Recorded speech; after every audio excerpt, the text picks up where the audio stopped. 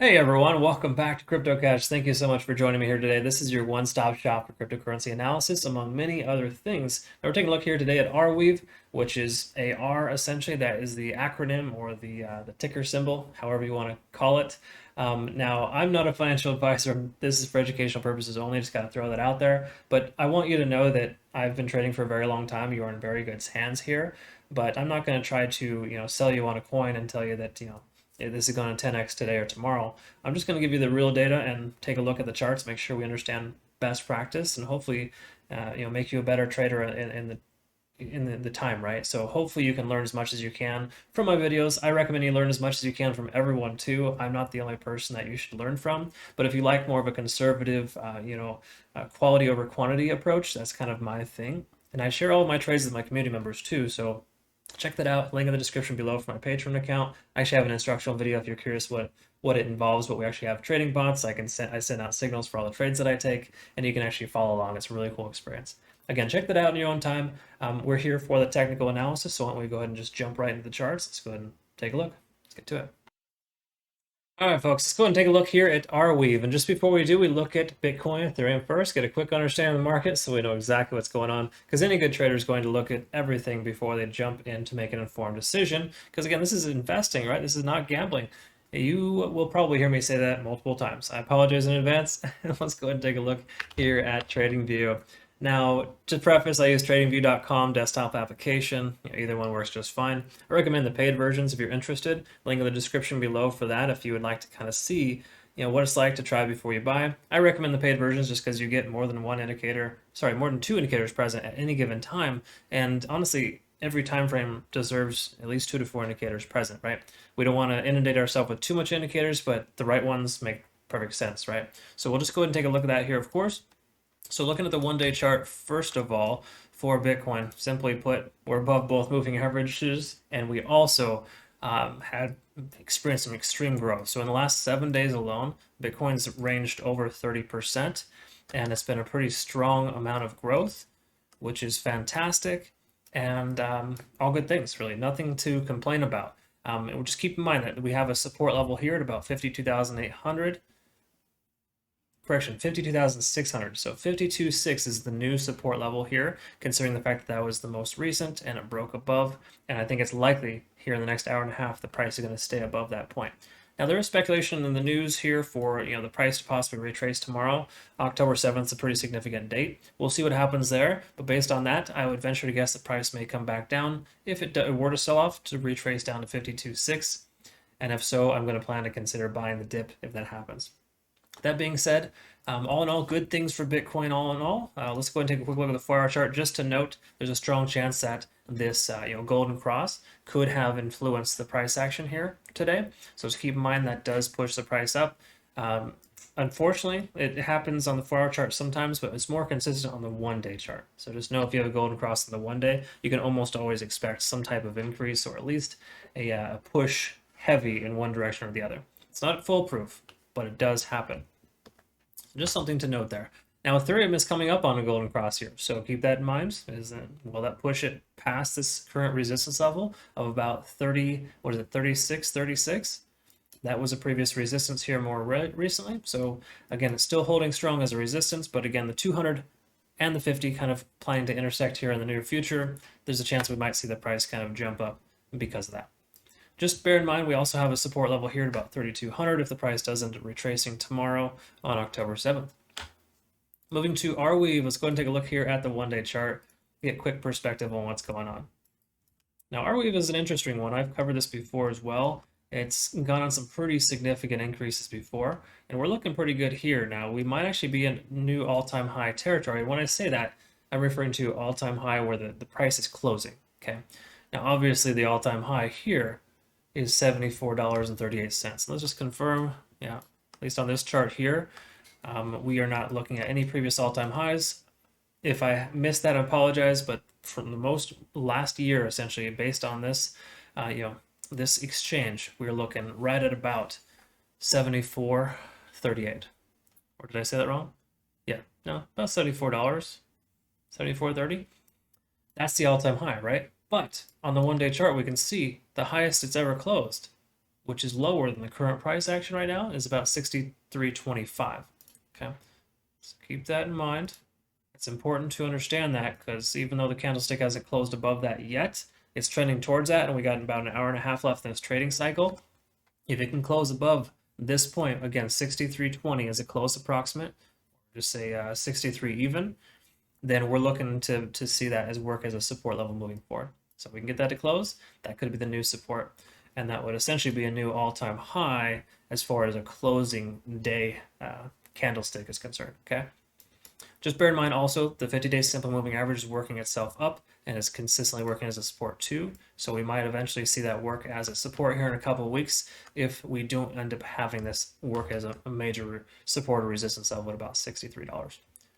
200 is trailing well behind, so we don't need to worry about that guy. RSI is up over 50, under 70. That's awesome. That basically just means we have a bullish convergence on the RSI and the MACD that occurred about 3 days ago. So in hindsight, of course, hindsight's 2020, but this would have been a good time to get in when you have a MACD convergence on either the 4-hour or the 1-day chart. And if you're new to the channel, MACD convergence basically is just taking, basically telling us that, hey, the bears have lost control and the bulls are in control. It's that convergence of momentum, right? So it's basically when the 12 intersects with the 26 in an upward fashion, that kind of just tells you there's a shift in sentiment and the bulls are essentially in control. So that's kind of what it's telling us. And we look at the 4-hour chart, let's see if there's a convergence here as well. Obviously there is based on the recent price action, but that would also have been a good indication of a buy signal. So hypothetically right in this range here would have been a good consideration to take entry. And I know hindsight's 2020, it's easy to identify that now. But if you see a MACD about to converge, in other words, the faster moving moving average intersecting with the slower moving average in an upward fashion, that's a very, very good sign. And just keep that in mind. Bear in mind also too, we have the RSI just over 70. This could work out favorably. A lot of times the RSI can kind of hang out above 70. That's also another support and resistance zone. So that could work out positively here if we can get the price to, again, just close right above $63. So we're looking pretty good. All good things here for Arweave. I think we should continue see a continuation here in the near future to test its all-time high on the daily chart. So let's go and take a look at the 1 hour. And let's see what the Ishimoku cloud is telling us. My goodness, look how accurate that is. So I marked the 4-hour chart, the MACD convergence, right when that shift happened in that momentum. The Ishimoku cloud also indicated a buy signal at the exact same time within about 1 or 2 hours. And the common rule of thumb here is if you're using the cloud, the price above the cloud is considered a buy signal, below is considered a sell signal, and it's fairly accurate. I mean, we look back here, just say in retrospect, had you invested here, you would have been able to take some decent profits in this little margin here. What that would be approximately about 30% increase, right? Had you done the same thing here, you would have caught 15 to 20% increase. So it's fairly consistent in that sense. Bear in mind, states of consolidation, it can be a little funky, but if it's below, it's considered a sell signal. You maybe want to consider shorting. If it's above, it's considered a buy signal. So all good things there essentially here at this point for Arweave. I like what I see here right now.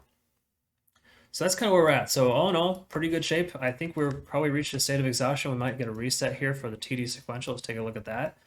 And as we can see, we've got a 9 and some sideways action after. So big picture here, if you're new to TD sequential, this is another thing that I use when when I'm actually looking at signals for my community members, right? Because I send out signals to my patrons, and what we do is we have a private chat group. We all talk openly about best practice and how to be more effective traders. But I actually share all the signals that all the trades that I have as a signal to my community members, so they can kind of follow along, one-click follow with the trading bot, or essentially just the option to be able to kind of jump in or jump out when they like to, based on my profit targets and my sell targets. That being said, I use TD sequential almost exclusively within that to ensure that we understand if we're at a state of exhaustion or not. Now, if you see the 1 counting up to a 9, that's a standard, reset, you could say, where it comes to a 9 and doesn't count up any further. It stops counting at 9. The reason why is because that's a state of exhaustion.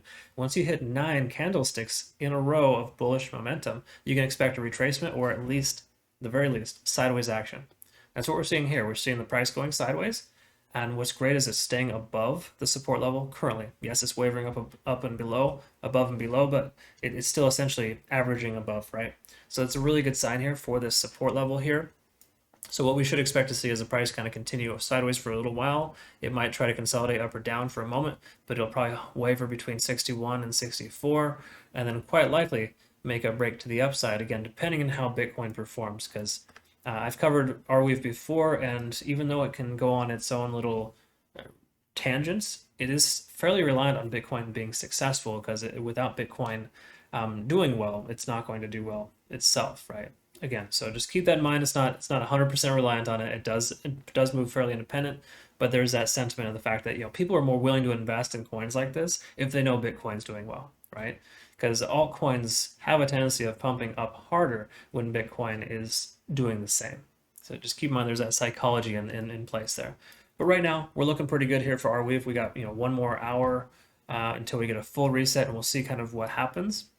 But generally speaking, at this point, we're kind of at the end of this bull run. We might want to just kind of wait and hang out to see how that support and resistance level is established and kind of go from there. All right, so that's kind of the standard there for the 1 hour chart. I like to look at those two indicators.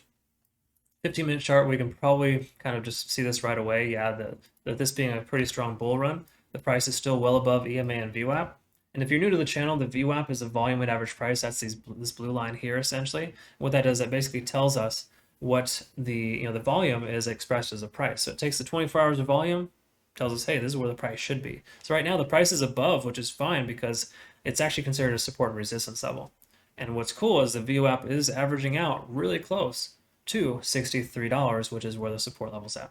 Okay, so another kind of reaffirming the fact that that should continue to be a support level moving forward. So all in all, I would say that Arweave has a strong tendency, a strong likelihood of continuing upwards, because if this can close above, we should see a continuation. How long that will continue, it's hard to say. I think 100 is probably pretty likely before year end, as far as the cost is concerned, the price. So if you're somewhere down here in the 8 to 10, 8 to 20, even 8 to 30 range, you're doing well. Hold on to your position. Don't bother to sell, because I don't think we're going to see it retrace significantly. Because if you look back here, it's done very well. Worst case scenario, it went down to about $39, and now it's back up. Essentially, almost 50% higher than its original lowest point recently. So all in all, very good stuff here for Arweave. I like it. I think it's going to continue to take off. But again, it's going to need to consolidate first before we even see anything. But the key takeaway here is if the one-day candlestick can close above that major resistance level from before, then and only then we're going to see this continue upwards. Okay. So just be careful. I recommend moving your stop loss as you continue to take profits. And of course, set targets before you enter the trade if you haven't already, because any good trader will have a destination in mind. If you get stopped out, awesome, that's okay, no worries. You can live to trade another day, right? You don't lose out all your funds. But kind of trading without stops or trading without targets is kind of just shooting in the blind and kind of just hoping for the best. It doesn't always work out the way you want it to. So steel yourself and try to find a way to incorporate that into your day.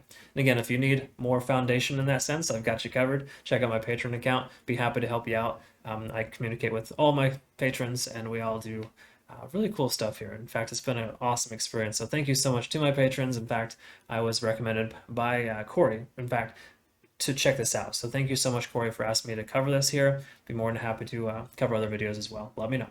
I hope you have a great rest of your day. Thanks so much for your time. I'll see you in the next one.